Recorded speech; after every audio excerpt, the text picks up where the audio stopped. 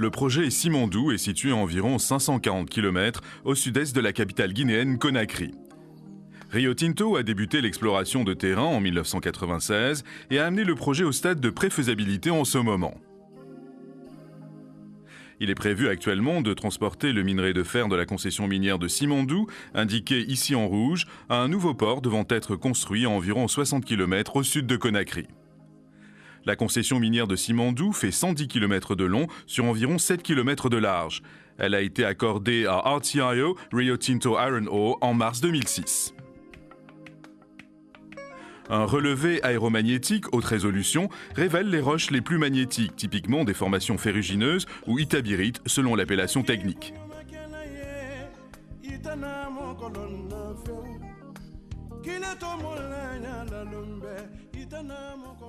La prospection initiale a commencé dans le nord, près de Kérouané. Depuis lors, le travail géologique a cartographié les zones d'hématite de surface, indiquées ici en rose, qui seront testées au cours des prochaines années. Des dépôts détritiques ou kangas au pied des reliefs, indiqués en rose plus clair, présentent également un intérêt potentiel. Les zones de pic de fond et Weleba contiennent les ressources de l'étude de préfaisabilité de base pour une opération de 70 millions de tonnes par an, avec une durée de vie de la mine de 30 ans, nécessitant au total quelques 2,1 milliards de tonnes de minerai de fer extractible.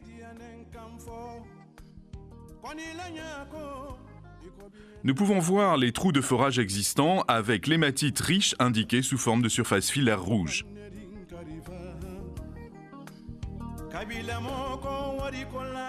La zone suivante vers le nord est Weleba, où la minéralisation a été cartographiée sur plus de 7,5 km. Comme toute étude géologique au stade préliminaire, Weleba exige encore une quantité importante de travail.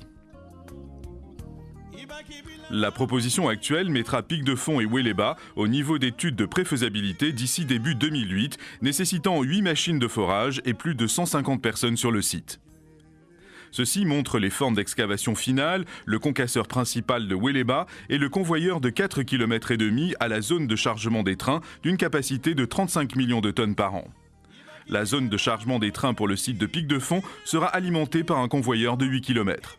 La proposition de localiser l'infrastructure sur le côté ouest de la chaîne exige une évaluation supplémentaire de l'environnement telle que convenue par la SFI et les ONG partenaires de RTIO. Un nouveau camp de 300 personnes devrait être terminé début 2008. Le programme de travaux préliminaires actuel inclut la construction d'une piste d'atterrissage en latérite près de Beila, à environ 40 km de Kanga Est. La piste d'atterrissage réduira le temps de trajet de Conakry des 2 jours et demi actuels à 3 heures.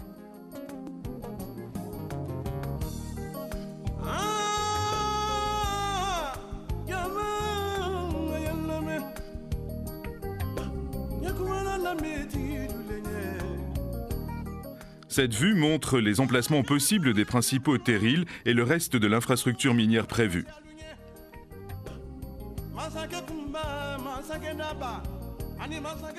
Le minerai de fer sera transporté de la mine au port sans sortir de Guinée par un nouveau chemin de fer minéralier lourd à écartement de voie standard dédié au minerai de fer.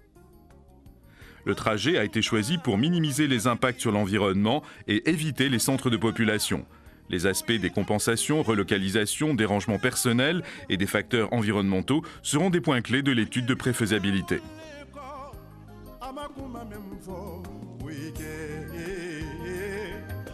La portion la plus difficile de la construction du chemin de fer sera les 150 km traversant le terrain montagneux au sud de Mamou.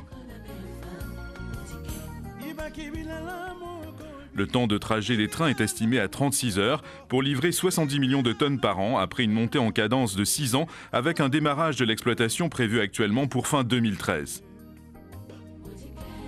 À Pointe-Iliotono, le minerai sera déchargé, trié et transformé.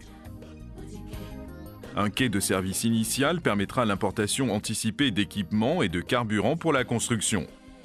L'emplacement final du port sera choisi définitivement après les résultats des études préliminaires sociales, environnementales et bathymétriques. 2 engins de chargement à godets déposeront le minerai des stocks sur un convoyeur à courroie le long d'un quai de 17 km pour atteindre la zone des 18 mètres de profondeur d'eau. Un chenal et un fossé de sortie seront dragués pour avoir une profondeur de 20 mètres avec capacité de mouillage pour 2 navires de type Capesize de 250 000 tonnes.